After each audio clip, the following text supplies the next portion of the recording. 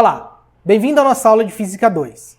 Em aulas anteriores, nós obtivemos a descrição matemática que relaciona o período de oscilação com o comprimento do pêndulo.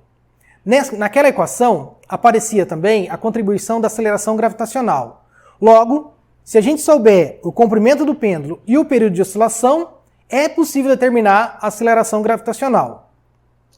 Com o auxílio de uma trena, a gente pode medir o comprimento do pêndulo.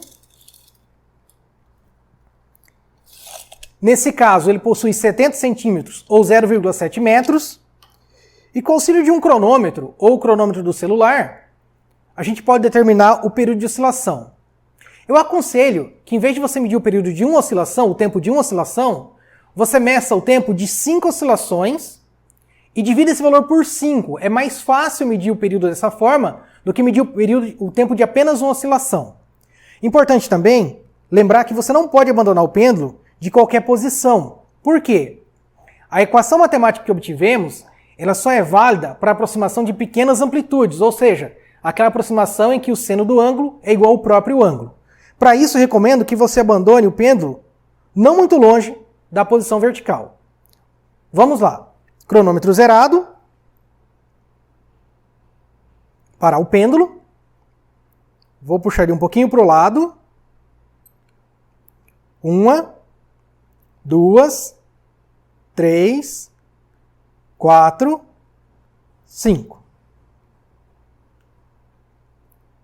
O intervalo de tempo para esse pêndulo realizar 5 oscilações foi de 8,25 segundos. Agora, com esse valor do período de oscilação e com o comprimento do pêndulo, que é nesse caso de 70 centímetros, a gente pode determinar a aceleração gravitacional. O período de oscilação do pêndulo simples é dado pela equação τ igual a 2π, raiz do comprimento L, pela aceleração gravitacional g. Resolvendo essa equação para a aceleração gravitacional g, nós temos que g é igual a 4π ao quadrado vezes o comprimento dividido pelo quadrado do período. O comprimento do pêndulo é de 0,7 metros ou 70 centímetros e foi medido um tempo de 5 oscilações, que corresponde a um período de oscilação de 1,65 segundos. Substituindo o comprimento e o período na equação para g, nós obtemos o que eu chamei de g experimental, aceleração experimental, de 10,15 metros por segundo ao quadrado. A aceleração teórica para a medianeira é de 9,79 metros por segundo ao quadrado.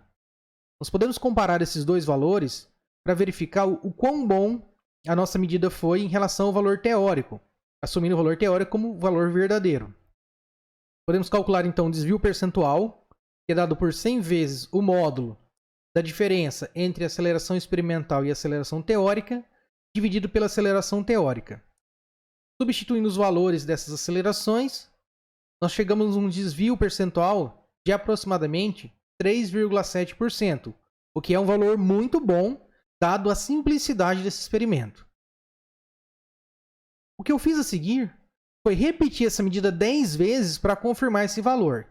Então, na primeira coluna, aqui eu tenho só o número da medida, que foi de 1 a 10, o tempo de 5 oscilações, e aqui o período para cada medida dessa, ou seja, o tempo de 5 oscilações dividido por 5.